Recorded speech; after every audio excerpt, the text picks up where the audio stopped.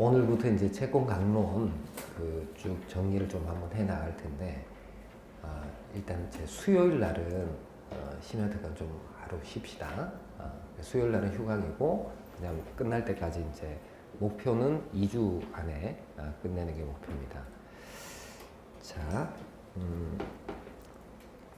자, 계약 총칙 부분에서 로마자 1번에 이제 계약 성립 파트가 있는데, 계약 성립 쪽은 조문만 여러분들이 보시면 돼요. 좀 어려운 쟁점은 계약 체결상의 과실 책임이라는 쟁점이 어려운데 우리 시험에 나온 바가 없습니다. 그래서 내년 시험에도 나오지 않을 것으로 보고 넘어갑니다. 자, 그 다음 이제 로마자 2번에 계약의 효력 파트인데, 자, 계약 효력에서는 쌍무 계약의 공통적인 효력으로서 동시이행 항변권하고 위험부담의 법리를 봐야 되고요. 그 다음에 제3자를 위한 계약을 좀 정리를 할 필요가 있습니다. 이 중에서 동시이행 항변권을 이제 볼 텐데, 자, 여러분 이 동시이행 항변권은 좀 이해를 하고 보셔야 됩니다. 이해를 안 하고 그냥 판례를 다 외우겠다 이렇게 접근하기 시작하면 외울 게 너무 많아요. 그래서 자, 동시이행 항변권의 행사 요건을 한번 생각을 한번 해봅시다. 그러니까 일단 동시이행 항변권이 어떤 경우에 행사될 수 있느냐, 이걸 먼저 생각을 한번 해봅시다.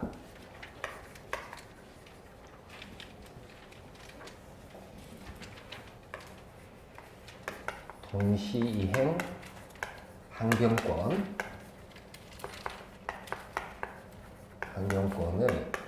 행사 요건. 자, 동시이행 항변권이라는 것은 쌍방이 채무를 부담하고 있는데 이 쌍방이 부담하는 채무가 동시이행 관계에 있어야 되겠죠. 그죠? 그리고 그 일방이 자기 채무에 대한 변제 제공이나 변제를 하지 않고 이행을 청구해야지, 그래야지 이제 항변권을 행사를 할 거예요. 그래서 동시이행 항변권을 행사하기 위한 요건은 기본적으로 두 가지다 이렇게 생각을 하시면 돼요. 그러니까 첫 번째는 일방과 상대방이 서로 동시이행 관계에 있는 채무를 부담을 해야 될 겁니다. 그러니까 동시이행 관계에 있는 채무가 있을 것, 이게 첫 번째 요건입니다. 자, 첫 번째는 동시이행 관계가 이제 이게 존재해야 됩니다. 자, 동시이행 관계가 존재한다는 얘기는 일단 채무가 복수로 있어야 된다는 것이고, 이 채무 상호 간에 동시이행 관계가 있어야 된다는 거예요.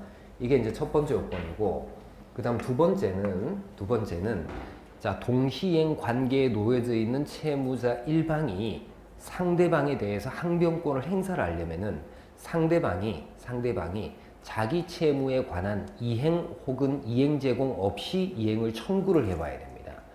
여러분, 항변권이라는 것은 청구권 행사를 거절하는 권리이기 때문에 청구권 행사가 있다는 것을 전제로 해야 됩니다. 그래야지 항변권을 행사를 하겠죠. 그렇죠? 그래서 상대방 채무에 이행 혹은 이행 제공 없이 청구할 것. 자, 이 두 가지 요건이 동시이행 항변권 행사 요건이에요. 두 번째 요건은 크게 어렵지가 않습니다. 즉, 상대방이 이행 또는 이행 제공을 하면 동시이행 항변권은 어떻게 된다? 소멸한다. 이렇게 생각하시면 됩니다. 근데 중요한 요건이 첫 번째 요건이에요. 동시이행 관계가 존재하려면은 어때야 될까? 그러니까 여러분 이제 이 두 가지 요건을 나눠 놓고요.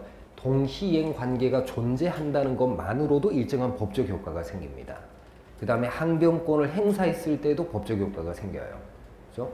여러분, 동시이행 관계가 존재한다는 것으로부터 발생하는 법적 효과가 뭐겠습니까? 채무 상호 간에 동시이행 관계가 있으면 이행기가 도래하더라도 어떤 책임을 지지 않아요? 이행지체가 면제되는 효과가 생깁니다. 이게 항변권의 존재 효과라고 흔히들 얘기를 하는데, 존재 효과라는 말은 동시이행 관계가 존재함으로써 나타나는 효과다 이렇게 생각하시면 됩니다. 자, 그럼 동시이행 관계가 있으려면 어때야 되느냐? 이걸 이제 한번 생각해 봅시다. 자, 첫 번째는 동시행 관계가 있으려면은 일단 채무가 복수로 있어야 되겠죠. 그죠? 그 다음에 그 채무 상호 간에 이행상의 대가 관계가 있어야 됩니다. 그러니까 이행상 대가 관계가 존재해야 되겠죠. 자, 그 다음에 이행상 대가 관계가 있다 하더라도 동시이행 관계를 인정하려면은 상대방 채무의 변제기가 도래해야지 동시행 관계가 인정이 될 거예요. 상대방 채무의 변제기가 도래한 때로부터. 그죠? 그래서 이행상의 대가 관계가 존재할 것, 상대방 채무의 변제기가 도래할 것. 이 두 가지가 동시이행 관계의 요건입니다. 그럼 이행상 대가 관계가 있으려면은 어떤 경우에 이행상 대가 관계를 인정할 수 있겠느냐. 그러니까 상대방 채무를 이행하는 것과 내 채무를 이행하는 것이 동시적으로 이루어지는 것이 형평에 부합한다. 이런 관계가 이행상 대가 관계란 말이죠. 그럼 이행상 대가 관계는 어떨 때 인정이 되느냐면, 자, 첫 번째는 쌍무계약상 주된 채무 상호 간에는 이행상 대가 관계를 인정을 합니다. 그러니까 쌍무계약의 특성 때문에 이행상 대가 관계도 인정이 돼요.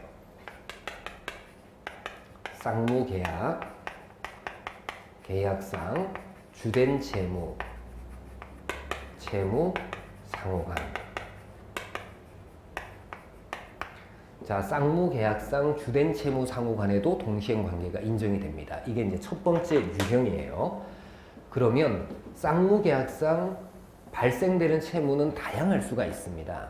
근데 이행상 대가 관계를 띠는 채무는 주된 채무 상호간에만 이행상 대가 관계가 발생한다. 그리고 계약상의 주된 채무가 변경이 될 수가 있습니다. 변형이 될 수도 있어요. 예를 들면 매도인의 재산권 이전 채무가 이행불능이 되면 무엇으로 바뀌는 거예요? 전보배상 채무로 바뀌지 않습니까? 이건 변형 채무입니다. 변형 채무도 동일성을 유지하기 때문에 이행상 대가 관계가 그대로 유지가 된다. 이렇게 생각하시면 돼요. 그래서 쌍무계약상 주된 채무 상호간에는 이행상 대가 관계가 있다. 그 다음에 이제 두 번째는 공평의 원칙상 대가 관계가 인정되는 경우들을 찾아야 됩니다. 이거는 쌍무계약상 주된 채무는 아닌데 공평의 원칙 때문에 이행상 대가 관계가 인정이 되는 경우들이 있어요. 여러분, 공평의 원칙을 다른 말로 뭐라고 얘기를 합니까? 신의칙이라고 얘기를 하죠. 그죠? 그러니까 공평의 관념에 비추어 봐서 신의칙상 대가 관계가 인정이 되는 경우,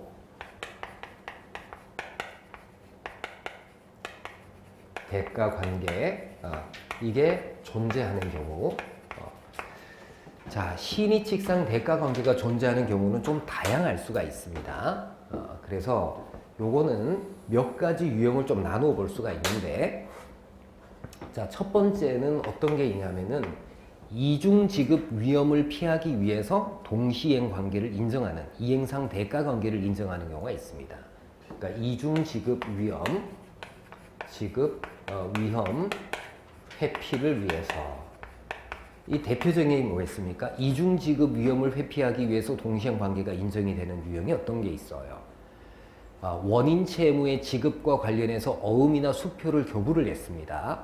원인 채무를 이행할 때 어음이나 수표를 어떻게 해야 되겠어요?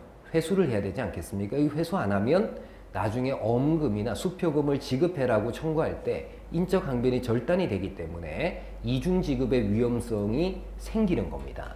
그래서 어음 반환하고 원인 채무 이행 사이에 어떤 관계를 인정을 해요? 동시행 관계를 인정합니다. 이게 이중지급 위험을 회피하기 위해서 동시행 관계가 인정이 되는 겁니다. 그것도 채무 상호 간의 이행상 대가 관계가 본질적으로 있었기 때문이 아니라 단지 이중지급 위험을 피하기 위해서 인정을 해주는 거예요. 그죠? 또 이런 게 있죠.